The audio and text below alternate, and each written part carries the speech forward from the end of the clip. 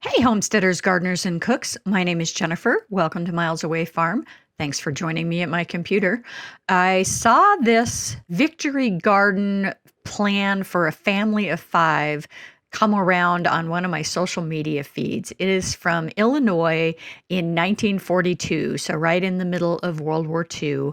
And it gives a layout of a 25 by 50 foot garden and all the different crops that you could grow and approximately when you would grow them.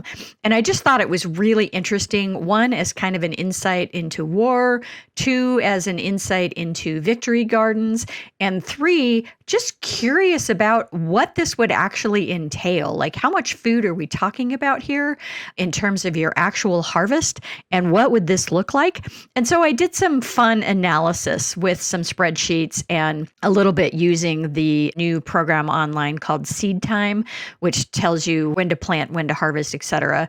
And so I just thought it would be fun to walk through this and show you what I came up with, and then give you some of my thoughts on how this could be amended for modern day. So the first thing I did was write down all of the different vegetables that were on this graph, and then how many feet of those were being planted. And in a lot of cases, they were planting the whole 25-foot row. In some cases, they were planting multiple times. And in other cases, they were just planting half of the row and not the full row. But I did a total of that in order to figure out how many feet total were being planted in that vegetable. And then one of the things I looked at was whether or not this was a vegetable that could be easily canned or put into a root cellar for year-round use.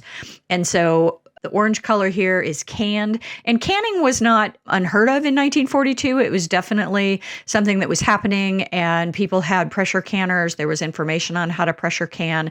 And so that was not uncommon back in that day. And then root cellars were also fairly common, and a lot of old houses that you'll buy, even if they don't have a root cellar, they will have a cold room either in the garage or built off the part of the house where it's basically not insulated so that it stays fairly cold.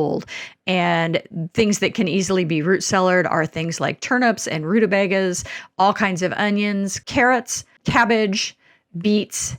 And then collards, actually, you can usually overwinter those outside. They are incredibly cold hardy. And so unless you get just insane cold, they will hold in the garden for most of the winter. And then obviously canning, you're going to can things like spinach and New Zealand spinach. Not great, but you could can them if you needed to, if you didn't have freezer space or power to run a freezer. Tomatoes, of course, you're going to can. And then the lima beans, I'm unsure whether lima beans were being harvested fresh or whether they were being allowed to mature on the vine and dried. But obviously, if they're dried, you would use them just like any dried bean. And then, of course, you can green beans, whether they're pole beans or bush beans. So lots of different things here that would give you year-round food. And then, of course, fresh eating, you're going to have lots of radishes, you're going to have fresh herbs, and you're going to have lots of lettuce. There is an ungodly amount of lettuce in this chart for sure. On the left side of the graph, I wrote down everything that was on the original chart and then tried to estimate like when you would actually plant some of this stuff, because it had, early and late. And so I did like spring planting, summer planting, fall planting, and then this is actually where my yield per 100 feet comes in as well. I also did a rough estimate of days to harvest or days to maturity. And then this is where the seed spacing also came in, where I was doing the calculations for the actual number of seeds that you would need. The big thing to really notice here is on the far left, that's inches, and that's actually spacing per row. When you first look at the chart, it looks like maybe they're indicating that that's in between the rows. It's not. It's actually the space per row that you're giving those plants. And that works out to, it's in inches, and so I did the conversion to feet. That's a total of 47 feet out of a 50-foot garden length, which means you have a total of 3 feet of extra space in order to actually get in there and walk around. So this is an incredibly tight spacing. This is basically square foot gardening, but on a much larger scale. So everything is super, super tight, and you're definitely going to have a hard time wading in there to do any kind of harvesting or set down a basket or roll a wheelbarrow, because it is packed to the gills. The other thing I did just for fun is I've become aware of this program called Seed Time, and they have a free version of it that isn't complete, but it'll give you most of functionality. And so I thought it'd be fun to actually look up Illinois locations. I went with Springfield, which is kind of right smack in the middle of the state, and that calculated my first and last frost date, gave me my growing season, and then I threw in all the different crops that were on this list. I did not include parsnips because they didn't have parsnips on the free version, and I didn't include endive because that was also not on there. But parsnips would be planted probably a week or two after your last frost date, and then they're a 100+ day plant, so they would be harvested in the fall. And endive is just very similar to lettuce. And so here's just showing you the harvest and when you would actually be getting a harvest off of all of that food from your victory garden. The other thing to think about with this chart is what's missing. And there's a couple of really obvious things that are missing here, one of which is potatoes, and the other is squash of all kinds, whether they're summer squash or winter squash. Those both take up a ton of room. And so I'm guessing that the thought here was, if this was just a small backyard garden, maybe you didn't have the room for that. Or if this was just a little kitchen garden, you would off to the side in a different location, put your vining vegetables like winter squash, summer squash, zucchini, and then also potatoes, because those would be a really obvious thing to have, especially winter squash and potatoes, which are really great for long-term storage. And then the other thing that is just glaringly missing from this is peppers. There are no peppers on this chart. And I don't know if that was just because people in Illinois in 1942 didn't like peppers. Maybe the governor didn't like peppers. I don't know. But the fact that there are no peppers at all, spicy or sweet, is kind of a glaring oversight to me. And then the other thing that's missing from this is peas.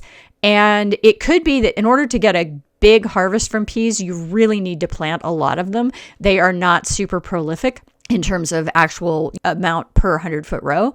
And so maybe that was part of why that was left off of here, because they were looking for things that had a much higher yield. But I can't imagine having this kind of garden and not having peas, both in the spring and in the fall, if you could pull that off. And so that's definitely a big oversight as well. A couple of other things to note. One is they talk about early cabbage versus late cabbage. And some of that is just when you plant it. But I learned last year kind of accidentally that it's also the variety that you plant. So I normally do cabbages that end up, harvest size is usually 3 or 4 pounds. And they're pretty quick. They usually are, 70 days from transplant, give or take. And I accidentally bought some seed for one that was over 100 days. And it turned out it dealt with the summer heat really well. And it gave me a much later harvest of cabbage than the regular cabbage that I had been growing. So there are different variety differences here that could be something that would have been more common knowledge back in 1942 than it is now. And then the other thing is the heavy reliance on onion sets rather than growing onions from seed.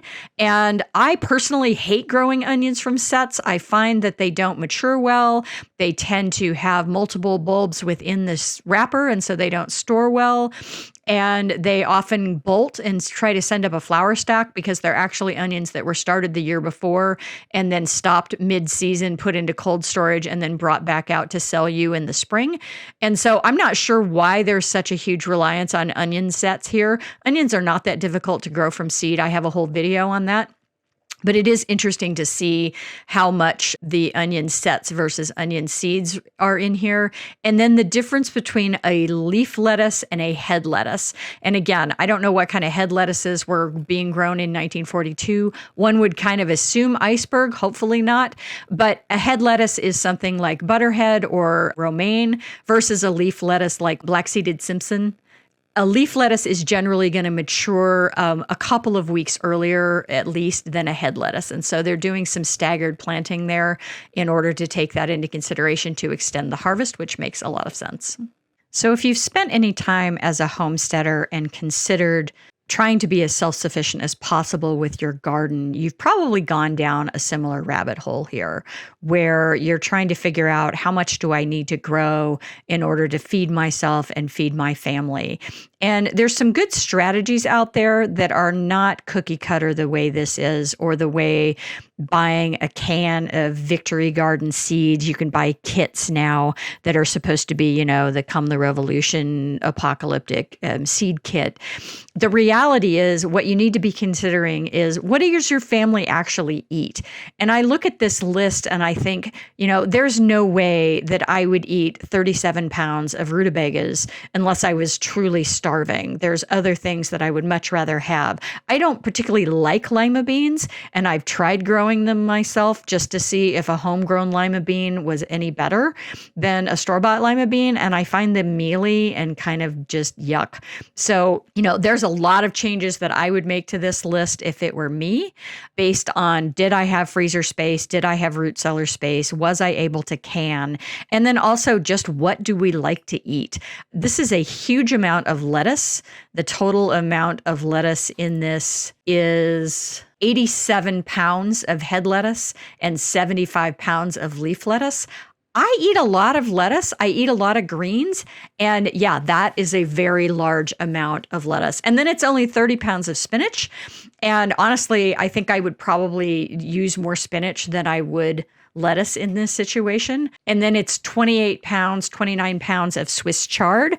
Clearly, one of the things they were trying to emphasize here was nutrition.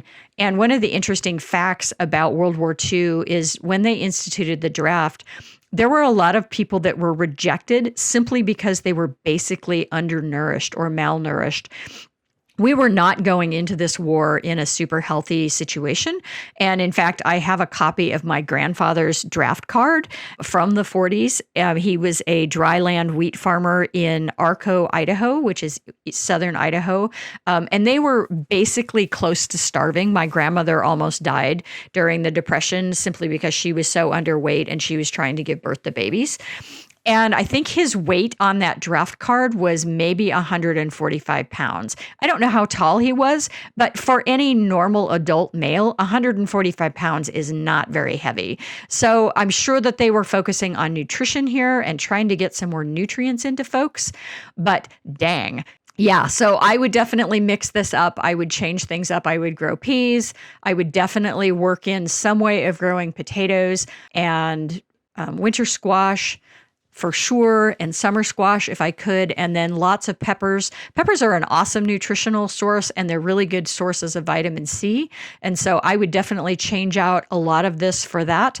I'm not a huge fan of parsnips. I would probably cut that down and substitute peppers for that. By the way, Melissa K. Norris has a really nice little family garden planner. It's mostly just a blank workbook where you can fill out pages and keep track of things and what you're doing and what to look for and what to plan. Kind of similar to the seed time planning, but in a paper format instead of a online format. But she's got some nice charts in the front of that book that tell you what you can kind of expect in terms of a harvest per plant, and then what you might want to plan per person. But she emphasizes very heavily, if you're planning per person, think about what your family actually eats, because that is a really critical factor in all of this stuff. But yeah, this was a really fun exercise. It's interesting to think about our ancestors and what they were going through during World War II, and the fact that everybody had much more gardening know-how than they do now, and what they were able to put away and basically try to support themselves as much as they could year round. So thanks for joining me on this little fun journey. I thought it was a fun rabbit hole to go down and that some of you might appreciate it. Leave me a note in the comments and tell me how you would redesign this for your own use today. Thanks for watching, Tribe. If you like this kind of content, give me a thumbs up, subscribe, leave me a comment, and share. I have new content coming out every week.